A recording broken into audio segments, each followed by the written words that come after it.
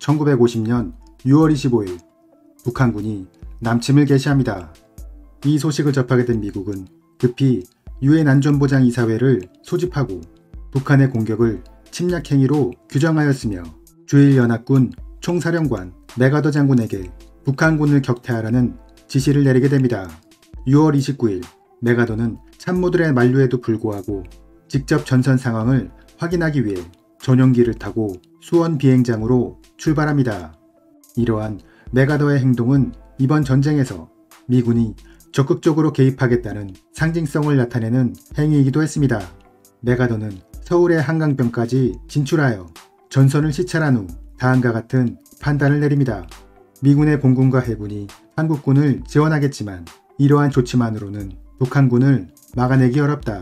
따라서 미 육군 2개 사단이 투입되고 이와 병행하여 사단 규모의 상륙작전을 감행한다면 전세를 역전시킬 수 있다. 이렇게 맥아더는 첫 전선 시찰에서 이미 상륙작전을 구상하고 있었습니다.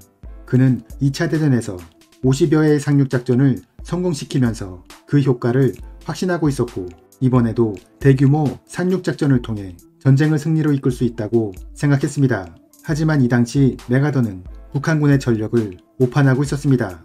그는 북한군이 10개의 사단, 18만 명의 병력을 동원했고 소련제 전차와 각종 중화기로 무장하고 있다는 사실에 대해 정확히 인지하지 못했던 것입니다. 1950년 당시 미군은 2차 대전 이후 대규모의 군축을 단행하고 있었기 때문에 전력이 크게 약화되어 있었습니다. 우선 극동미 육군의 규모를 살펴보면 일본의 1기병사단, 7사단, 24사단, 25사단이 주둔하고 있었고 병력은 10만 8천 명 정도였는데 이들은 원래의 편제에 훨씬 못 미치는 병력과 장비를 보유하고 있었고 훈련 상태도 매우 저조한 수준이었습니다. 극동미 공군은 1200대의 항공기를 보유하고 있었는데 이 중 절반 정도는 최신 기종인 F-80 슈팅스타로 구성되어 있었지만 역시 훈련 수준이 높지 않았습니다. 그 밖에 극동미 해군은 순양함 1척, 구축함 4척뿐이었고 미 7함대는 그나마 항공모함 1척, 순양함 1척, 구축함 8척을 보유하고 있었지만 이들은 필리핀과 오키나와 해역에 분산 배치되어 있었습니다.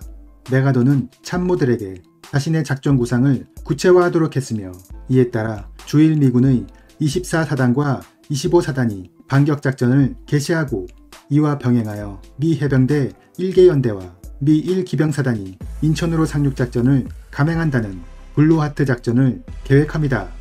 하지만 이 계획은 실행되지 못한 채 곧 폐기되었습니다.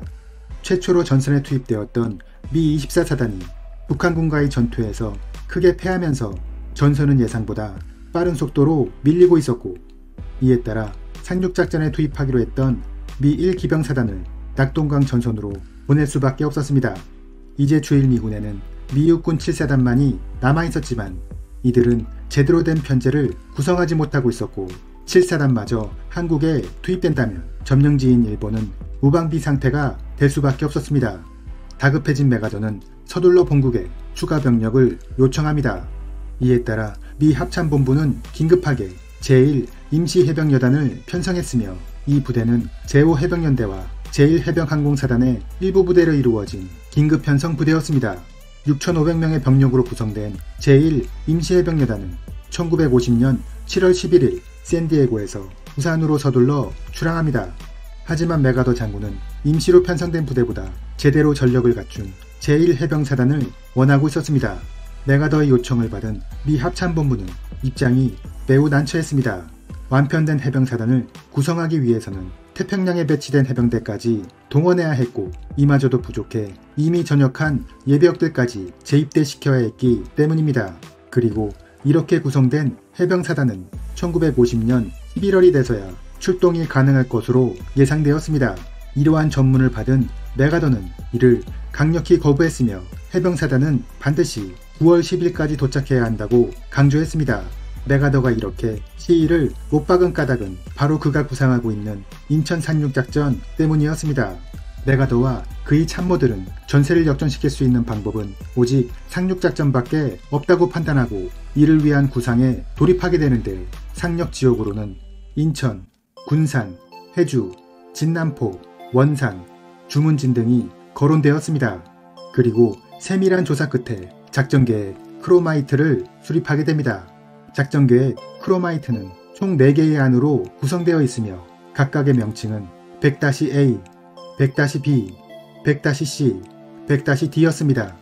100-A는 미 식군단이 군산에 상륙해 대전 지역의 적 병참선을 차단하고 낙동강 전선의 미 8군이 반격을 실시해 두 부대가 대전에서 만난다는 계획으로 이를 통해 금강 이남의 북한군을 격퇴한다는 것이었습니다.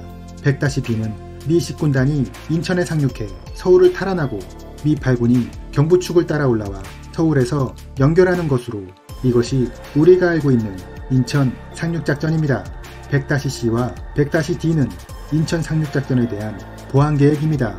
100-C는 주병력인 식군단이 인천에 상륙하고 미 8군이 반격을 실시하는데 만일 반격작전이 여의치 않아 김천 지역에서 고착된다면 한 개의 사단을 군산에 상륙시켜 보급선을 차단하고 적의 후방을 공격한다는 계획입니다.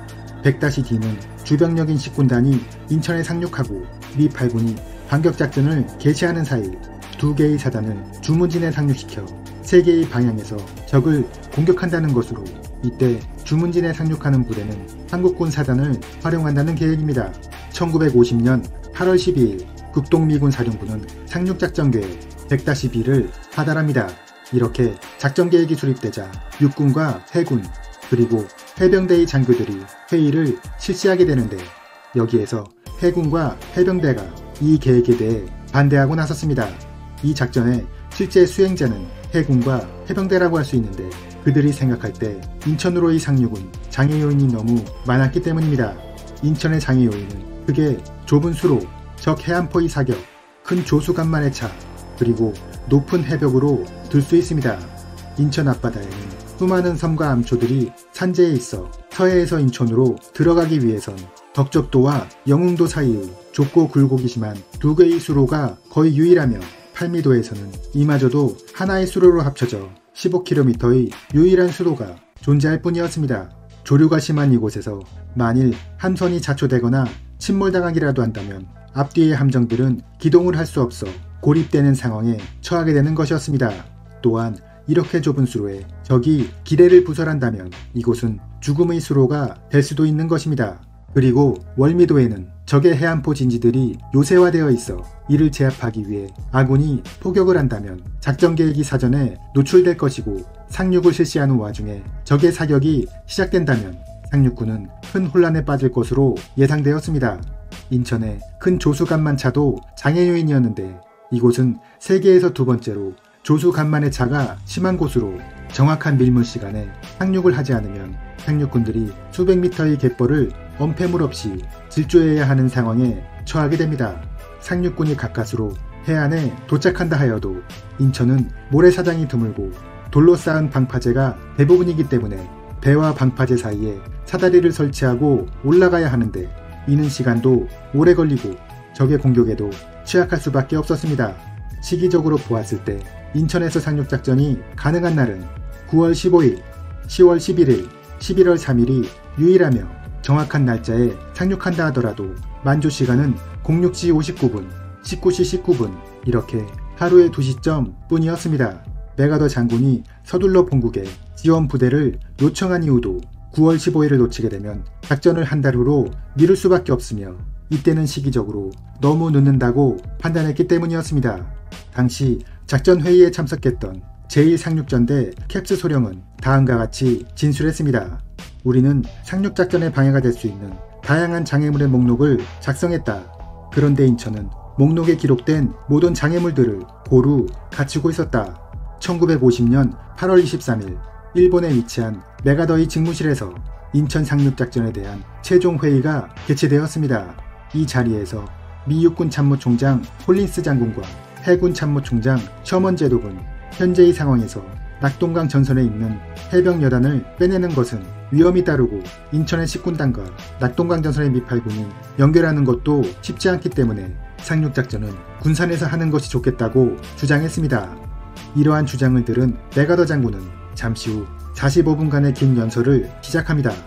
현재 적은 낙동강 전선에 모든 전력을 집중하고 있기 때문에 후방에는 제대로 된 예비 전력을 두지 않고 있다. 그리고 그들의 길어진 병참선은 서울을 중심으로 한 도로와 철도망에 의지하고 있다. 우리가 인천에 상륙하여 서울을 탈환한다면 적은 병참선을 잃고 혼란에 빠질 것이며, 이러한 전략적 이유 말고도 서울 탈환은 그들에게 심리적으로 큰 압박을 줄 것이다. 군산 상륙은 적의 병참선을 완전히 차단할 수 없고 적에게 심리적 압박을 줄 수도 없다. 상륙작전은 우리가 보유하고 있는 강력한 무기다. 미 8군의 반격은 대장장이의 새망치가 될 것이고 인천 상륙은 이를 받쳐줄 모루가 된다. 미 해군은 지금까지 나를 실망시킨 적이 없고 이번에도 그럴 것이라 믿는다. 우리는 인천에 상륙해야만 한다. 메가더 장군의 연설이 끝나자 회의장에는 더 이상 반대의 목소리가 없었습니다. 1950년 8월 28일 미 합동참모본부는 메가더 장군의 인천 상륙작전을 최종적으로 승인했습니다. 이렇게 인천 상륙작전이 시작됩니다.